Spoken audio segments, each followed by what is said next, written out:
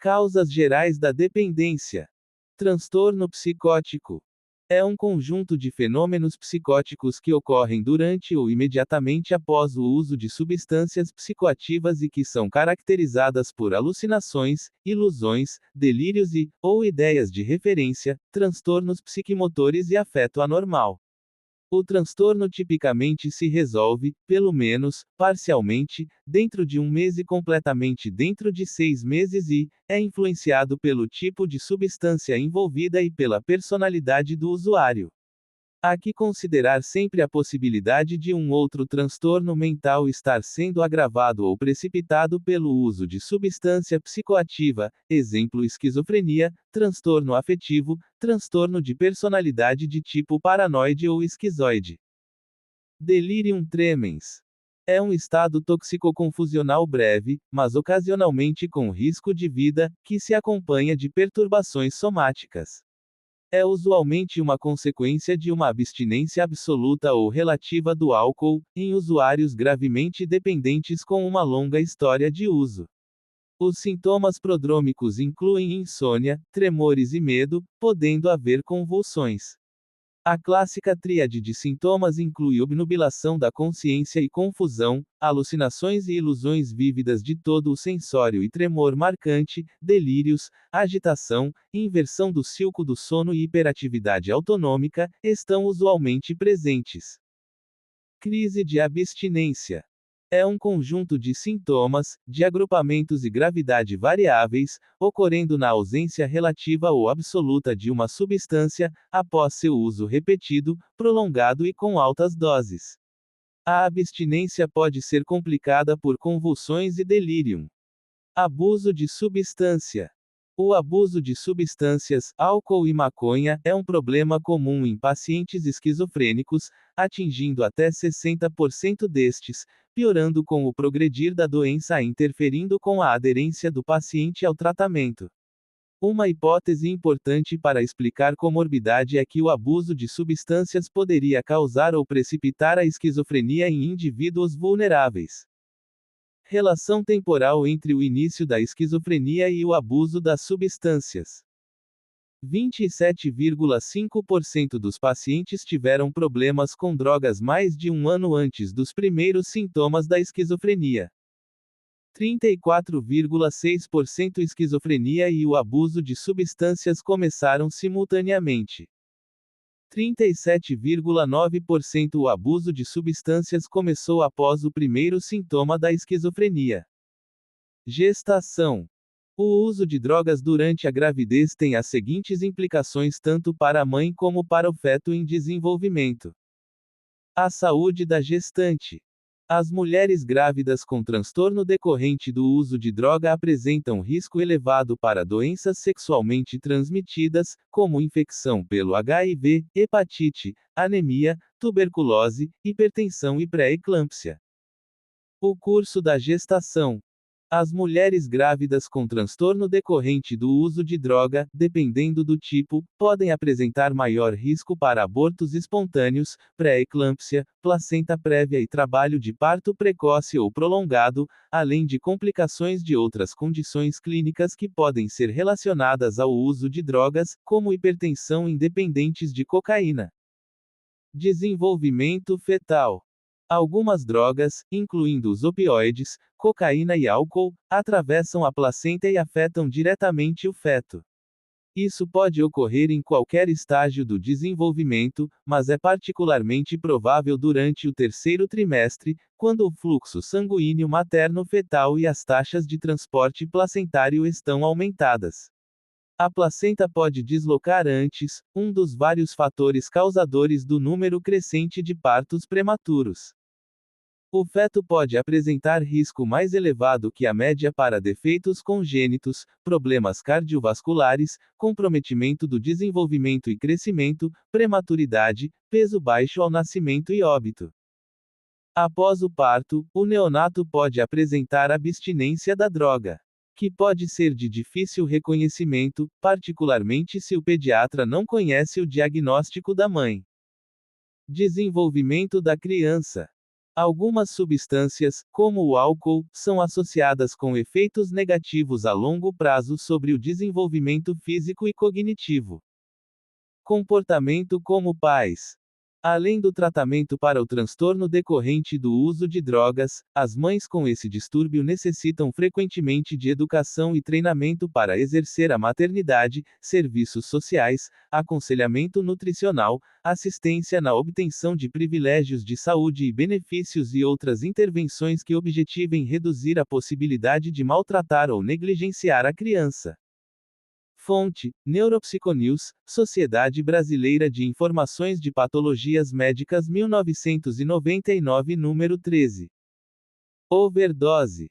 Os traficantes da cadeia intermediária costumam dividir a droga pura mesclando-a com outras substâncias para aumentar o volume, diminuindo o seu grau de pureza. Um viciado que tem o mesmo fornecedor costuma usar as mesmas quantidades de acordo com o potencial já conhecido, ocorrendo a troca do fornecedor, a nova partida poderá conter um grau de pureza consideravelmente superior ao esperado e para o qual o organismo não estava acostumado, ocorrendo aí a chamada overdose. Dependência. Dependência física consiste na necessidade sempre presente, a nível fisiológico, o que torna impossível a suspensão brusca das drogas. Essa suspensão acarretaria a chamada crise da abstinência. A dependência física é o resultado da adaptação do organismo, independente da vontade do indivíduo. A dependência física e a tolerância podem manifestarem-se isoladamente ou associadas, somando-se à dependência psicológica. A suspensão da droga provoca múltiplas alterações somáticas, causando a dramática situação do delirium tremens. Isto significa que o corpo não suporta a síndrome da abstinência entrando em estado de pânico. Sob os efeitos físicos da droga, o organismo não tem um bom desenvolvimento. Dependência psicológica. Em estado de dependência psicológica, o indivíduo sente um impulso irrefreável, tem que fazer uso das drogas a fim de evitar o mal-estar. A dependência psicológica indica a existência de alterações psíquicas que favorecem a aquisição do hábito. O hábito é um dos aspectos importantes a ser considerado na toxicomania, pois a dependência psíquica e a tolerância significam que a dose deverá ser ainda aumentada para se obter os efeitos desejados. A tolerância é o fenômeno responsável pela necessidade sempre presente que o viciado sente em aumentar o uso da droga. Em estado de dependência psíquica, o desejo de tomar outra dose ou de usar drogas transforma-se em necessidade, que, se não satisfeita, leva o indivíduo a um profundo estado de angústia, estado depressivo. Esse fenômeno não deverá ser atribuído apenas às drogas que causam dependência psicológica. O estado de angústia, por falta ou privação da droga é comum em quase todos os dependentes e viciados. Requisitos básicos da dependência: um forte desejo ou compulsão para consumir a substância. 2. Dificuldade no controle de consumir a substância em termos do seu início, término ou níveis de consumo. 3. Estado de abstinência fisiológica quando o uso cessou ou foi reduzido, sintomas de abstinência ou uso da substância para aliviá-los. 4. Evidência de tolerância, de tal forma que doses crescentes da substância psicoativa são requeridas para alcançar efeitos originalmente produzidos por doses mais baixas. 5. Abandono progressivo de prazeres ou interesses alternativos em favor do uso da substância psicoativa, aumento do tempo necessário para obter ou tomar a substância psicoativa ou para se recuperar dos seus efeitos. 6. Persistência no uso da substância, a despeito de evidência clara de consequências manifestamente nocivas, tais como dano ao fígado por excesso de álcool, depressão consequente a período de consumo excessivo da substância ou comprometimento cognitivo relacionado à droga. Uso de droga em adolescentes. Idade de início. Substância. Tempo para uso problemático: 11 anos. Álcool: 2,5 anos. 12 anos. Maconha: 1 ano. 13 anos. Cocaína: 6 meses. 14 anos. Crack. 1 mês. Dados epidemiológicos. 26% da população usam substâncias psicoativas no decorrer da vida. 15% no mínimo são portadores da doença da dependência química. 10% a 12% desses usam mais de uma droga concomitante. A incidência de dependência química é de 2 a 6 vezes maior no homem do que evolui do álcool para drogas mais pesadas. 150 mil óbitos, ano por alcoolismo nos USA, 230 mil no Brasil, aproximadamente. 15% dos do que cometem suicídio, 20 vezes maior que na população. Transtornos psiquiátricos em pacientes dependentes de álcool. 218 pacientes alcoolistas x 218 pacientes não alcoolistas, Serviço Ambulatorial Universitário do Estado de São Paulo. Prevalência em toda a vida, LTP, de transtornos psiquiátricos, 70% população alcoolista x 26% população não alcoolista. Depressão maior em 50%. Personalidade antissocial em 30%. Fobias em 20%. Abuso, dependência de outras drogas em 19%. Transtornos de personalidade na dependência da cocaína. Prevalência ao longo da vida de transtornos psicóticos foi de 69%. 29% com transtornos afetivos e ansiosos.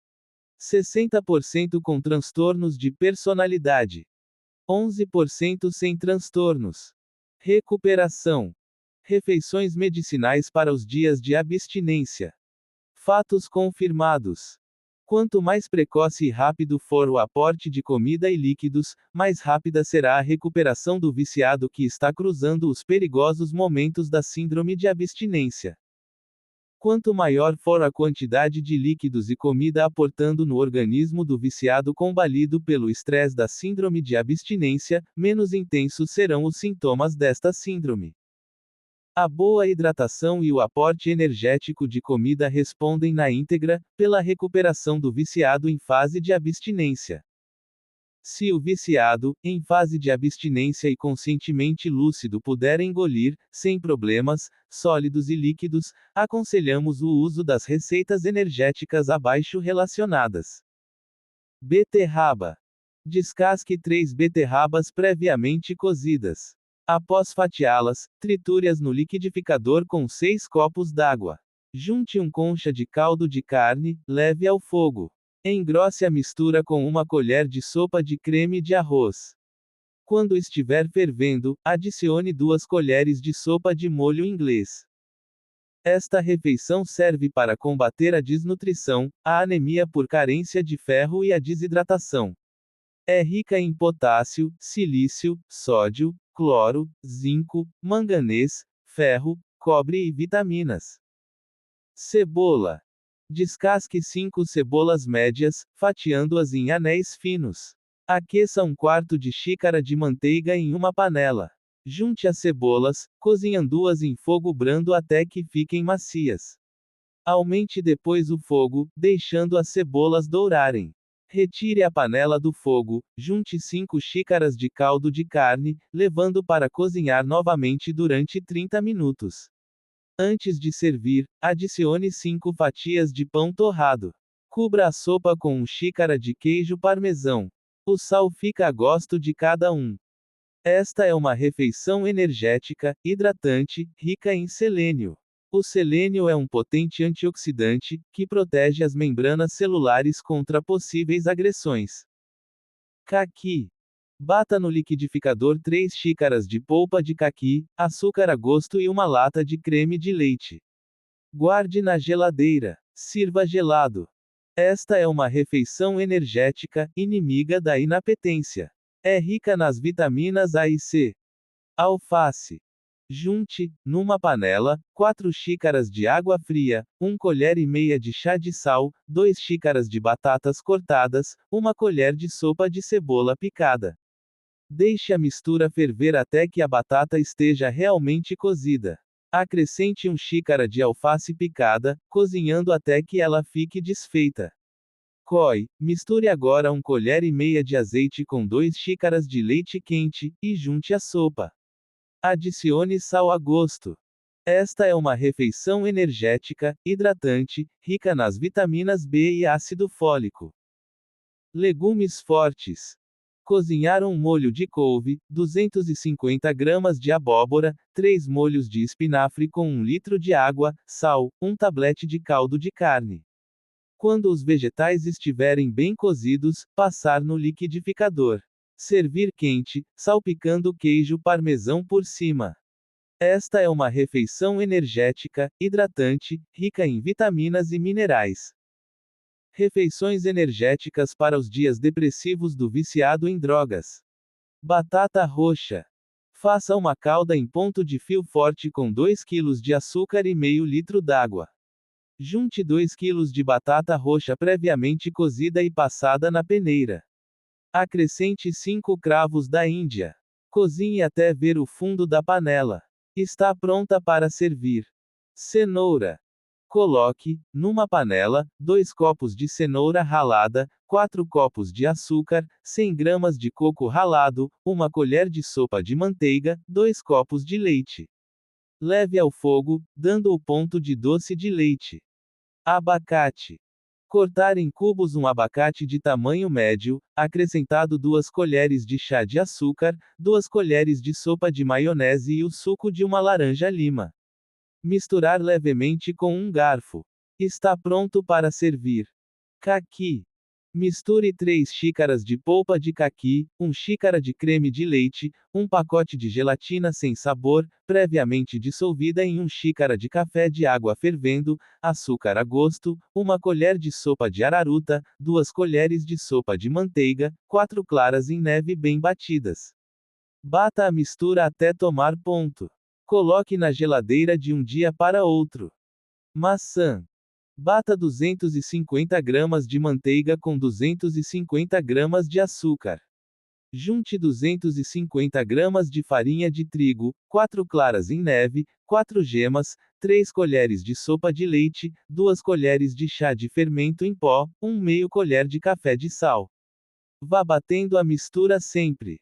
Unte a forma de torta, despeje a massa e cubra com 4 maçãs cortadas em tiras, polvilhadas com açúcar. Leve ao forno. Goiaba. Faça uma calda com 1 kg de açúcar, cravo e canela em pau. Coloque em seguida 1 kg de goiabas. Cozinhe-as até ficarem vermelhas. Laranja. Com 1/2 kg de açúcar, faça uma calda em ponto de pasta. Bata 6 claras em neve e reserve. Misture 6 gemas com a calda de açúcar e o caldo de 2 laranjas e leve esta mistura ao fogo, acrescentado agora as 6 claras em neve. Mexa até aparecer o fundo da panela. Refeições energéticas para viciados desnutridos. Coco. Bata no liquidificador, até que se forme uma pasta homogênea, os seguintes ingredientes: 1 copo de coco fresco ralado, 1 colher de chá de açúcar, 1 maço de coentro, sal a gosto, 1 colher de sopa de suco de limão, 1 cebola média picada, 1 pimenta verde, 2 fatias de pão de forma. Comer espalhando a pasta sobre fatias de pão integral. Ovos. Bata 4 ovos em uma tigela. Tempere com sal e pimenta. Junte 50 gramas de queijo gruyère, ou queijo de Minas. Aqueça o óleo vegetal numa frigideira. Coloque agora a mistura dos ovos com queijo, puxando-a com o garfo das bordas para o centro, assim que a omelete começar a secar. Quando secar de um lado, dobra-se uma parte sobre a outra. Está pronta para servir. Leite de soja. Pôr de molho 1,5 copo de feijão soja durante 24 horas. Ferver água em uma panela, para aquecer os grãos. Colocar os grãos na água quente, por alguns minutos, e escorrer. Bater no liquidificador, juntamente com meio litro de água fervente. Despejar em uma vasilha para esfriar. Coar em pano ralo. Bater novamente o bagaço com mais meio litro de água fervente e juntar ao primeiro leite. Temperar a gosto. Queijo de soja. Este produto é resultante da coagulação do leite de soja, que foi azedado, sendo então submetido à fervura e coado em seguida. Modo de fazer: junte o suco de um limão a 1 litro de leite de soja. Depois de estar coalhado, ferva e coe em um pequeno saco de pano. Comprima-o bem, na forma, e conserve no refrigerador até adquirir a consistência peculiar do queijo. Tire-o da forma e guarde mergulhado em água fria, ligeiramente salgada. Carne. Refogue, com óleo vegetal, 2 tomates picados, 1 cebola picada, 1 meio xícara de azeitonas verdes picadas. Tempere com sal. Junte 1 meio quilo de carne moída, deixe cozinhar com a panela tampada. Acrescente molho inglês, 1 meio lata de creme de leite, 1 colher de sopa de ketchup e 1 meio vidro de cogumelos. Misture bem, sem deixar ferver. Comer este recheio na forma de sanduíche. Batata doce. Descasque 1 meio quilo de batata doce. Corte as batatas em quartos e, com uma mistura de mel e canela, vá pincelando-as enquanto são assadas no forno. Maçã.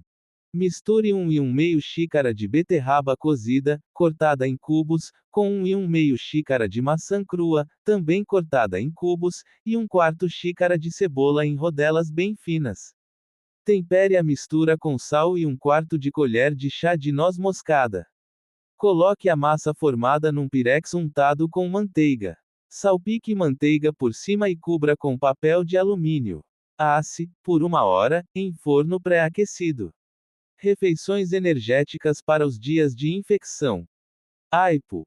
Desmanche 2 cubos de caldo de galinha em 2 litros de água fervendo. Junte agora um peito de frango fatiado e um aipo cortado em tiras finas. Deixe cozinhar bem. Antes de servir, adicione à mistura 1 colher de sopa de creme de leite e 6 fatias de pão de forma cortadas em quadrados e devidamente torradas. Legumes fortes.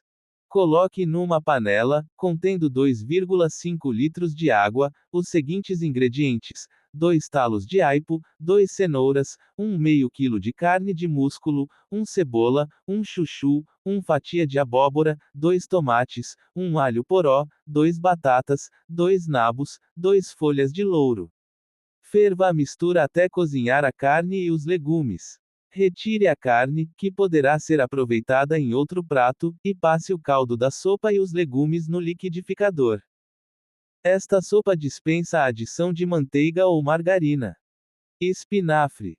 Cozinhe 2 molhos de espinafre juntamente com 1 cubo de caldo de carne diluído previamente em água fervente. Passe a mistura no liquidificador e depois na peneira. Frite 6 fatias de bacon, até que se forme uma farofa. Reserve. Antes de servir, adicione à sopa 1 colher de sobremesa de creme de leite e o farelo de bacon. Feijão preto. Deixe 1 xícara de feijão preto de molho em água, de um dia para o outro. Cozinhe o feijão em 2 litros de água, esperando até que fique macio. Em 1 colher de sopa de óleo vegetal, frite 2 cebolas fatiadas em rodelas e 2 dentes de alho esmagados. Reserve. Acrescente agora ao feijão os seguintes ingredientes: as cebolas, os dentes de alho, sal a gosto, 2 folhas de louro, 1 xícara de extrato de tomate e 4 batatas fatiadas. Tampe a panela e deixe cozinhar até que a batata fique macia. Laranja. Coloque num liquidificador os seguintes ingredientes: 1 meio xícara de suco de laranja, 1 copo de iogurte natural, 200 gramas, 1 colher de sopa de mel. Bata durante 4 minutos. Está pronto para servir. Refeições que hidratam o corpo desnutrido do viciado em drogas. Beterraba. Refogue 2 beterrabas grandes, previamente cortadas em fatias, com 2 colheres de sopa de manteiga.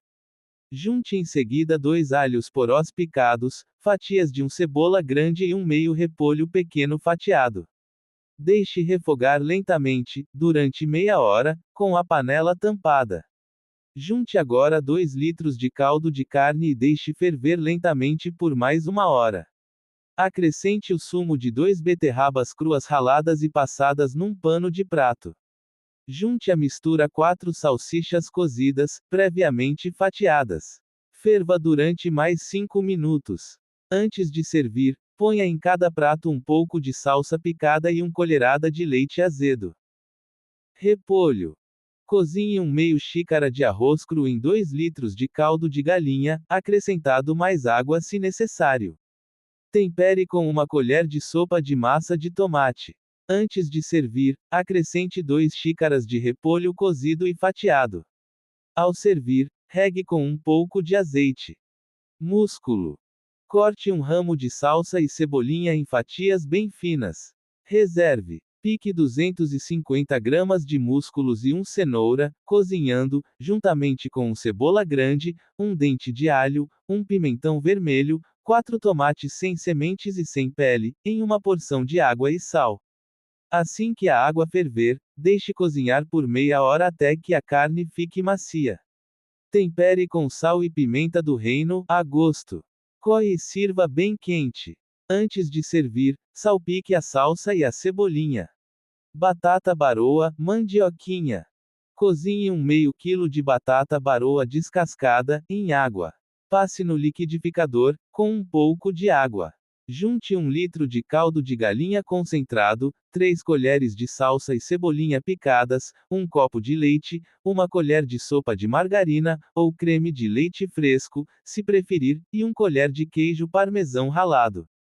Sirva bem quente. Legumes fortes. Misture, em uma panela grande, os seguintes ingredientes: 2 folhas de louro, 1 colher de sopa de sal, 3 litros de água, 3 cenouras cortadas em rodelas, 3 cebolas bem picadas, 3 xícaras de salsão, aipo, picado, 3 alhos poró cortados em rodelas, 6 cebolinhas verdes, 8 talos de salsinha. Deixe levantar fervura. Abaixe o fogo e cozinhe, em panela tampada, por cerca de 2 horas e meia. Escorra o líquido. O caldo de legumes está pronto para servir. O leite na guerra contra a desnutrição do viciado em drogas. Por causa da sua riqueza em proteínas, 3,5 gramas, 100 gramas, minerais, cálcio, fósforo, magnésio, potássio, iodo, ferro, zinco, e vitaminas A, I, D, K, C, B, niacina, ácido fólico, B6, B12, o leite está indicado como arma de guerra para recuperar nutritivamente qualquer viciado combalido pela ação dos tóxicos. Leite e espinafre. Cozinhe, durante 5 minutos, maço de espinafre em 2 xícaras de chá de água. Bata no liquidificador e guarde. Dure cebola média ralada com 3 colheres de sopa de óleo. Adicione o espinafre batido juntamente com 4 colheres de sopa de maizena previamente dissolvida em 2 xícaras de chá de leite. Cozinhe até ferver, mexendo sempre. Tempere com sal e noz moscada, a gosto.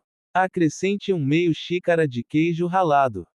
Esta é uma refeição energética, proteica, rica em ferro. Leite e queijo. Desmanche previamente 200 gramas de maizena em 1 litro de leite. Misture agora com 200 gramas de queijo ralado, 50 gramas de manteiga, 1 colherzinha de sal. Leve a mistura ao fogo, mexendo sempre até que cozinhe e fique tudo ligado. Despeje numa forma untada. Este requeijão é riquíssimo em proteínas. Leite e batatas. Lavar e limpar meio quilo de batatas e 2 cebolas grandes. Fritar por 5 minutos numa caçarola com 2 colheres de sopa de azeite. Não permitir que as batatas e as cebolas fiquem douradas. Juntar 2 xícaras de água, deixando cozinhar até que as batatas bem tenras. Passar por uma peneira, acrescentado na sopa, 1 xícara de leite. Levar novamente ao fogo. Quando estiver fervendo, juntar 1 colher de sopa de farinha de trigo. Deixe ferver por 10 minutos. Servir quente. Esta sopa é altamente energética e hidratante. Leite e arroz. Cozinhe 1 xícara de arroz na água, sem deixar amolecer completamente. Junte 3 copos de leite, açúcar, a gosto, pó de canela em pau, a gosto. Deixe a mistura no fogo até ficar bem mole. Depois junte 2 gemas, mexa rapidamente e leve novamente ao fogo, sem deixar ferver. Tire do fogo, junte uma colher de chá de margarina, mexa para derreter.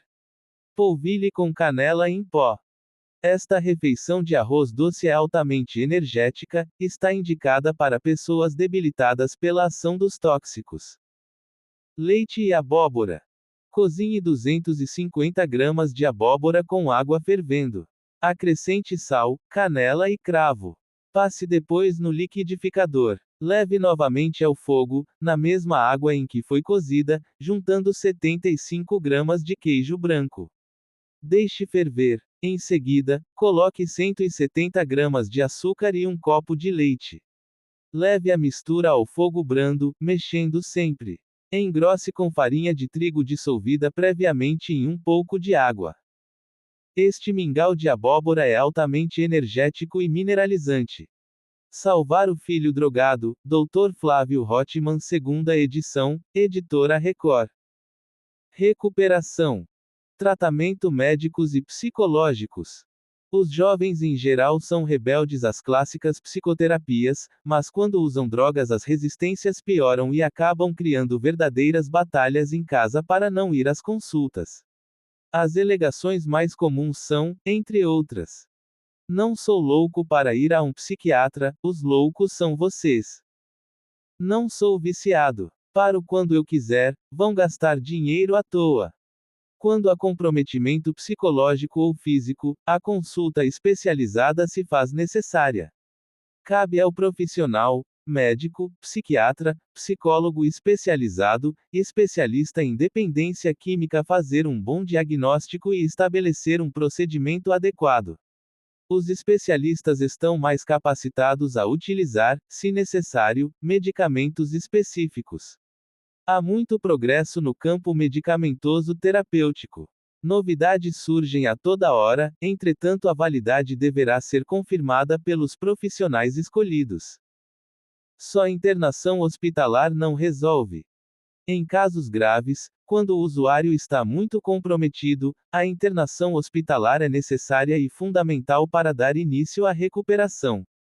Nesse sentido, os hospitais funcionam bem. Depois da alta, o tratamento terapêutico e o apoio de grupos de autoajuda é excelente. Nos grupos de apoio, os padrinhos, que adotam um novo usuário, cuidam dele como se fossem um filho. A única obrigação desse filho é ligar para o padrinho quando a vontade de usar a droga começar a ser despertada. É a força da coletividade agindo sobre o indivíduo necessitado. Há psicoterapias e internações que garantem uma proteção tão grande e tão empenhada quanto a que esses grupos oferecem. As 7 regras básicas para a interrupção do consumo de drogas são válidas para dependentes de drogas ou álcool, e devem ser extensivamente discutidas com os pacientes. O momento de parar é agora. Uma das táticas mais usadas pelos dependentes e abusadores de álcool ou drogas para evitar ingressar em tratamento é a procrastinação, deixar para mais tarde ou para depois ou mesmo fingir que está fazendo, adiamento indefinido que colabora para o aumento das consequências derivadas do consumo. A frase, "eu vou parar amanhã", significa exclusivamente que o indivíduo não tem nenhuma intenção atual de interromper o consumo.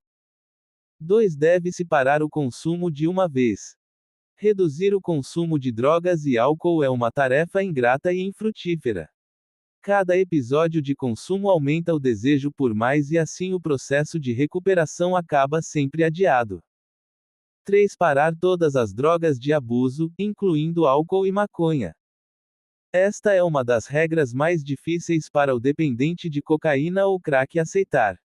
O indivíduo tende a focalizar todas as suas dificuldades, por exemplo, na cocaína, desprezando a participação das outras substâncias no seu padrão de consumo. O consumo de álcool ou de maconha frequentemente representa o primeiro passo para uma recaída no consumo da própria cocaína. Além desse fato, o consumo de qualquer substância evoca as memórias do consumo da droga principal consumida, desencadeando fissuras intensas. Ao consumir outra droga, o indivíduo terá menor capacidade de resistir a tais fissuras, recorrendo ao consumo. 4. Mudar o estilo de vida. Os dependentes de drogas ou álcool não podem manter os relacionamentos contínuos com antigos companheiros de consumo, não podem ir aos bares e outros ambientes onde costumavam encontrar esses colegas, pois o consumo de substâncias psicoativas, drogas ou álcool, é a atividade central dessas atividades de encontros. O indivíduo, nessas ocasiões, volta a sentir desejo intenso, como uma necessidade de consumir, não conseguindo resistir à droga. Esta é a principal razão de recaídas, pelo menos nos pacientes em tratamento. 5. Sempre que possível evitar situações, pessoas e ambiente que causem fissuras.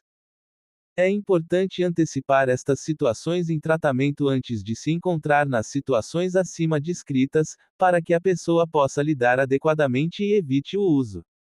Os dependentes em tratamento nunca devem testar-se, para saber como estão indo no tratamento. Este fenômeno é muito visto entre os pacientes, que acreditam que, passando no teste, estarão provando que voltaram a conquistar o controle sobre a droga e que, jamais irão consumir novamente.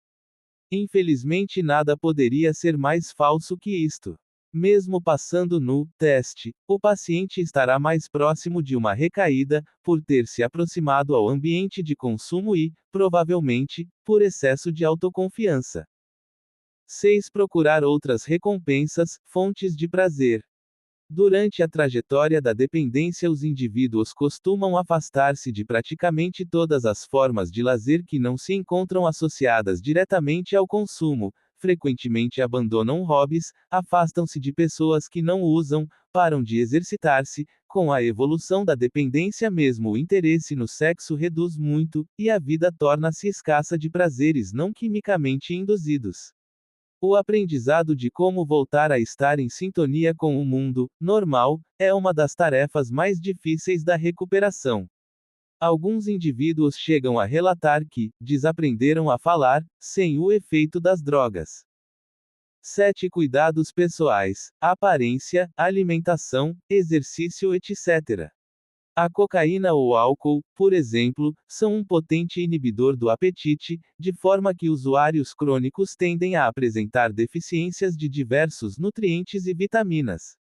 Alguns indivíduos dependentes de álcool ou drogas ingressam no tratamento realmente depauperados fisicamente. Da mesma forma, o condicionamento físico do paciente costuma ser negligenciado, indicando a inclusão de exercícios físicos na recuperação do paciente. O exercício pode, ainda, auxiliar a controlar a ansiedade do indivíduo, facilitando a manutenção da abstinência, e produz sensação de bem-estar pela liberação de substâncias, endorfinas, que podem resultar em redução do desejo pelo consumo. Fases do tratamento de abuso e dependência de álcool e drogas. Desintoxicação ou promoção da abstinência. Fase de abstinência sob supervisão dos efeitos do consumo de álcool ou outras drogas. Fisiologicamente, esta fase dura poucos dias, porém a vontade de consumo pode persistir por meses. O uso de medicações pode reduzir o desconforto dos usuários ou mesmo minimizar as complicações médicas. A desintoxicação estabiliza o paciente, permitindo que ele ingresse na próxima fase do tratamento. Porém, a desintoxicação sozinha tem mínimo impacto na dependência e dura praticamente de 70 a 90 dias somente a cerebral. Reabilitação. É a fase do tratamento em que os pacientes aprendem como modificar seu comportamento para manter a abstinência. Inúmeras modalidades terapêuticas podem, e devem, ser utilizadas para esta finalidade: aconselhamento individual e coletivo, aprendizado sobre dependência e sobre as substâncias que consome, psicoterapia individual e coletiva, medicações, se necessário, contra as vontades de consumo que o indivíduo apresenta, treinamento social, vacacional, comportamental e espiritual, e outros processos são integrantes desta fase. Grupos de mútua ajuda devem sempre ser incluídos no processo de reabilitação. Cuidados continuados. Muitos dos pacientes dependentes devem se manter em tratamento por um período longo em suas vidas. Esta fase é composta de propostas para a manutenção do estado de sobriedade frente às dificuldades de suas vidas. Participação em grupos de mútua ajuda é um dos mais conhecidos meios de manutenção dos benefícios conseguidos em um tratamento. Outras possibilidades para esta fase são oferecidas pelas comunidades terapêuticas e centros de reabilitação. Elas oferecem um ambiente bem estruturado para indivíduos que não disponham destes recursos em sua vida. As internações nestas instituições são frequentemente longas, durando de 4 a 9 meses, possibilitando uma estruturação da vida do indivíduo antes dele retornar ao seu ambiente de vida. Todas as modalidades oferecem suporte moral e encorajamento. Prevenção de recaídas. Estratégias que podem ser aplicadas conjuntamente ou logo após o tratamento primário, desintoxicação ou reabilitação. Em geral, estas estratégias têm o objetivo de antecipar e lidar com as situações em que os pacientes terão possibilidade de recair, ajudando-os a adquirir instrumentos eficazes para evitar uma recaída, também modificando seu estilo de vida. Assim sendo, são efetivas na redução da exposição dos indivíduos às situações de risco, fortalecendo suas habilidades de evitar uma recaída. Fonte: GREA, Grupo Interdisciplinar de Estudos de Álcool e Drogas. As regras do tratamento, passo a passo as normas impostas pela Anvisa para o funcionamento das comunidades terapêuticas. Como deve ser escolhida a instituição que cuidará do tratamento da dependência de drogas de um familiar ou de um amigo próximo? Essa é uma pergunta muitas vezes presente nas consultas feitas à Abrafam, Associação Brasileira de Apoio aos Familiares de Droga-Dependentes, mas para a qual não existe uma resposta única. Em primeiro lugar, porque não existe tratamento que sirva para todos. Em qualquer área da saúde, cada indivíduo apresenta necessidades diferentes e reações diferentes às mais variadas terapias. Assim, não seria possível compor um guia de tratamento de drogadependentes. E, certamente, se existisse um, não haveria tantos dependentes em apuros. No entanto, algumas orientações básicas são imprescindíveis. A primeira delas é verificar se, no mínimo, a lei está sendo cumprida. O tratamento da drogadição pode ser realizado das mais diferentes formas, em regime de ambulatório, domiciliar ou de internamento, sendo que esse último ainda subdivide-se entre vários tipos de serviços prestados por diferentes instituições, clínicas, hospitais, comunidades terapêuticas. E, com relação às comunidades terapêuticas, a legislação existe para defender o paciente. A Agência Nacional de Vigilância Sanitária, órgão do Ministério da Saúde, publicou, em maio, a Resolução número 101, preparada por membros de diferentes áreas, que trata do assunto. Ali estão descritas regras de funcionamento que devem ser do conhecimento de qualquer pessoa internada ou que tenha providenciado o internamento de alguém, pois deslizes ou claros exemplos de negligência podem passar despercebidos por pura falta de informação. Assim, para apoiar a família nesse universo tão grande de comunidades espalhadas por todo o país, acompanhe este estudo e confira o texto integral da resolução a seguir. Para que serve? A Resolução 101, de 30 de maio de 2001, segundo Gonçalo Vetina Neto, que a assina, vem para normatizar e estabelecer padrões mínimos para o funcionamento de serviços públicos e privados de atenção às pessoas com transtornos decorrentes do uso de drogas. Expõe exigências mínimas para o funcionamento dessas instituições, denominadas de comunidades terapêuticas, e dá prazo de 2 anos para que as que já existem adaptem-se às normas, portanto, até 2003 estendida até 2004. A quem se aplica? As normas se aplicam a qualquer pessoa física ou jurídica, de direito privado ou público, envolvida direta ou indiretamente na atenção a indivíduos com transtornos decorrentes do uso de substâncias psicoativas, sejam elas quais forem. Esses responsáveis podem ser, portanto, uma empresa, um hospital, por exemplo, público ou privado, ou uma pessoa, um médico, um religioso ou qualquer outro interessado em responsabilizar-se pela instituição. Assim, não vale dizer que só os espaços públicos têm que seguir a regra, todos que se proponham a prestar esse tipo de tratamento estão sujeitos ao que determina a resolução. E mais, uma pessoa deve designar-se como responsável técnica pelo estabelecimento e deve ter curso superior completo na área de saúde ou da assistência social. Penalidades.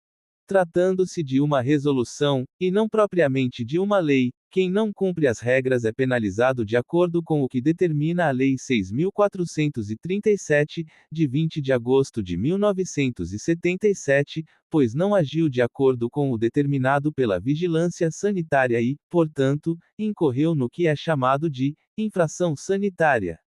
A vigilância se atribui a obrigação, inclusive, de fiscalizar essas instituições anualmente, para o que requer livre acesso às instalações. Está escrito no texto da resolução. Se essa meta puder ser cumprida, isso significa que as entidades deverão manter também em ordem a documentação relacionada às licenças de funcionamento, prontuários de pacientes, etc., pois qualquer irregularidade poderá significar infração. O que são as comunidades terapêuticas? De acordo com o texto da resolução, as comunidades terapêuticas são lugares onde se internam, em regime de residência ou por turnos, pessoas que precisem de serviços de suporte e terapia por uso ou abuso de substâncias psicoativas. Nesses locais, o principal instrumento terapêutico é a convivência entre os pares, diferenciando o tipo de tratamento aplicado ali ao de uma psicoterapia individual, por exemplo, ou do oferecido num hospital geral. Na comunidade terapêutica, o interno convive com outras pessoas que estão nas mesmas condições que ele e com quem pode trocar experiências. Avaliação. No momento da internação, o paciente deve ser avaliado segundo uma série de critérios descritos na resolução e classificado de acordo com a gravidade de seu estado, muito dependente da droga e com grandes comprometimentos, com a sua motivação para se tratar de acordo com os danos que a droga já provocou em seu organismo e em sua mente. Além disso, o avaliador deve verificar quais são as condições familiares. Essa avaliação necessariamente tem que ser feita conforme os critérios descritos na resolução e todos os dados registrados num relatório. Quem pode se internar? As comunidades terapêuticas não podem recusar-se a atender uma pessoa pelo fato de que ela apresenta, além da dependência de drogas, alguma outra doença associada. Também não pode escolher tratar apenas um dos mais comprometidos ou apenas daqueles cujo comprometimento pelo uso de substâncias psicoativas ainda não é tão grave. Após uma avaliação diagnóstica, química e psiquiátrica, os resultados têm de ser anotados numa ficha de admissão. Quem apresenta comprometimento grave do organismo ou da psique deve, necessariamente encaminhado para um serviço especializado, ou seja, a um hospital ou unidade de terapia intensiva, que possa cuidar de reverter os danos ao corpo, ou a um hospital psiquiátrico. Crenças religiosas ou ideológicas também não são motivos para a recusa da internação. Da mesma forma, ninguém pode ser ou permanecer internado contra a vontade nesse tipo de instituição, a menos que encaminhada por um mandado judicial, e todos os pacientes têm o direito de interromper o tratamento no momento que desejarem, exceto se estiverem em risco de vida, por intoxicação ou ameaça de suicídio, por exemplo, ou pondo em risco a vida de outros. Regulamento interno.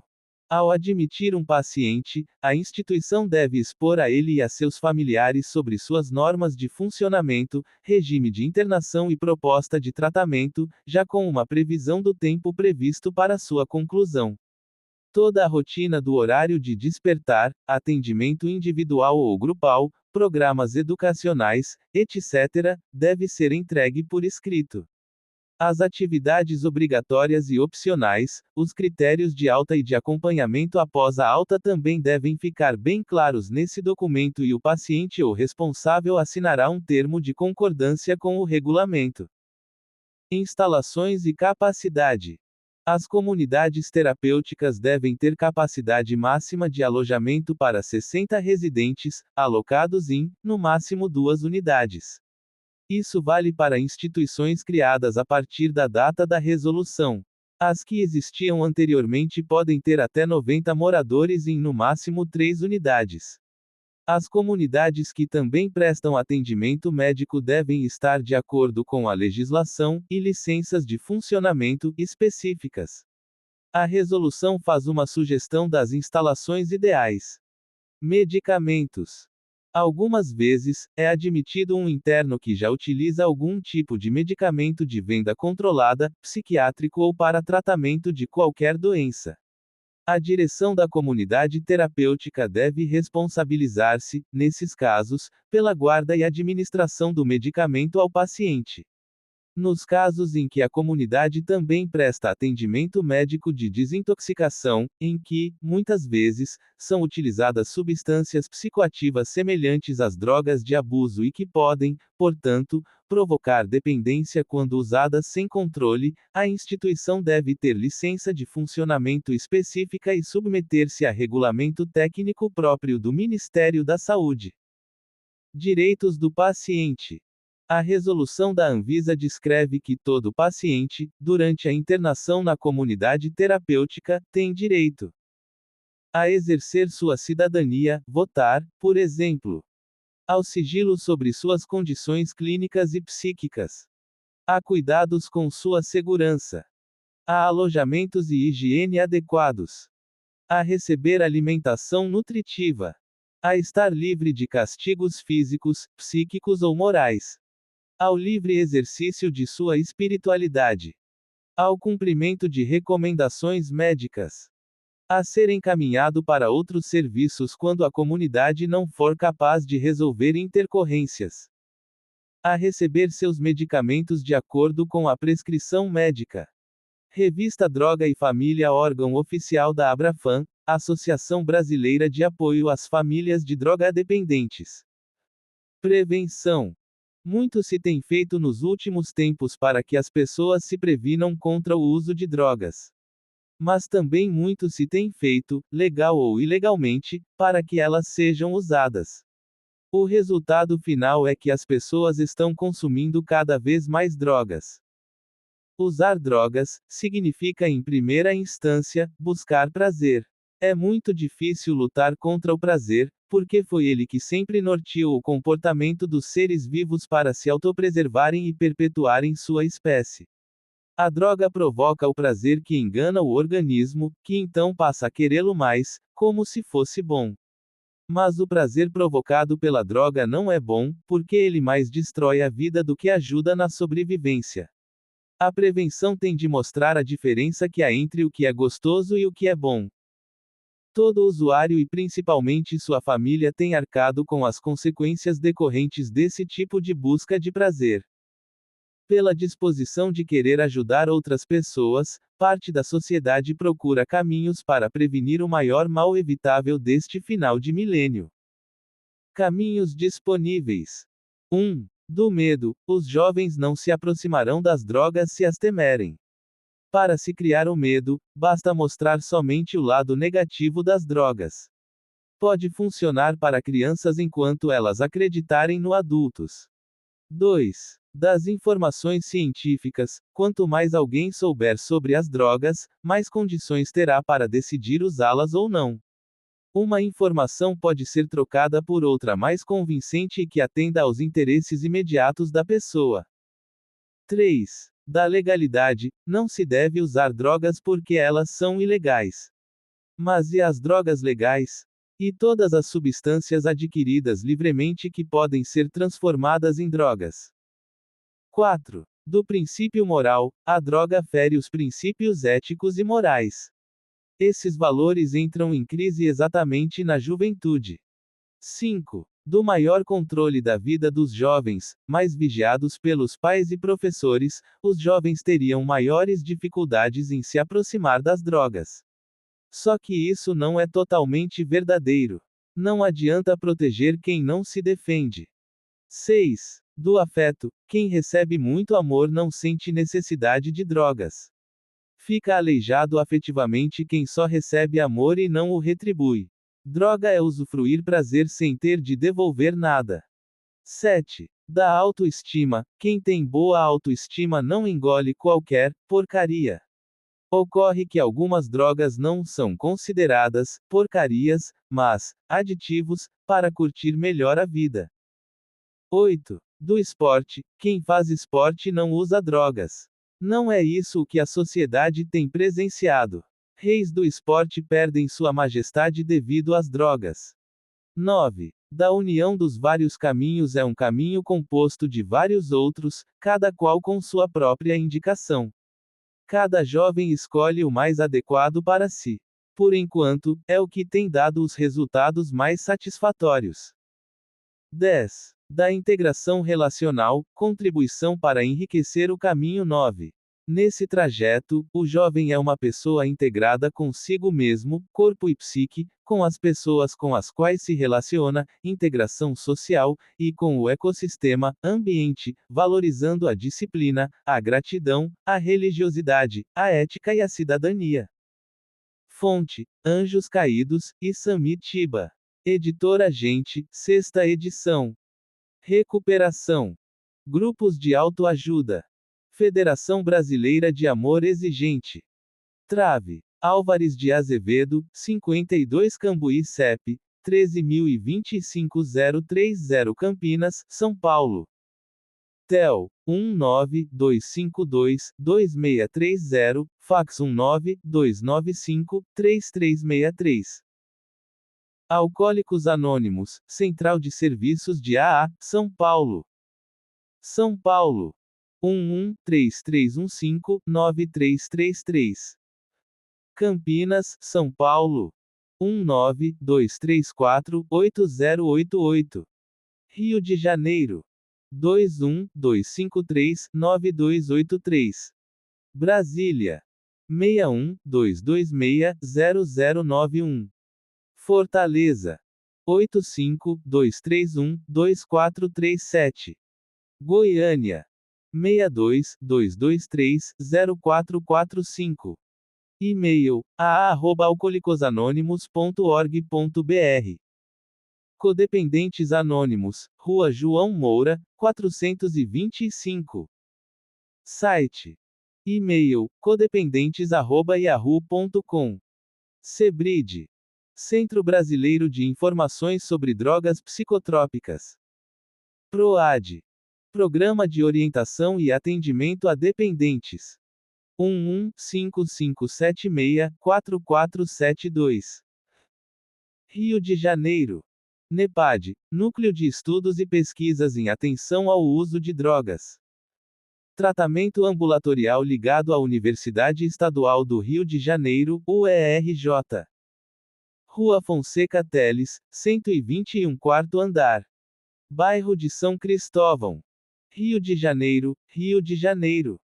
Telefone para contato: 21 589 3269. Rio Grande do Sul. Instituto Wilfred Bion.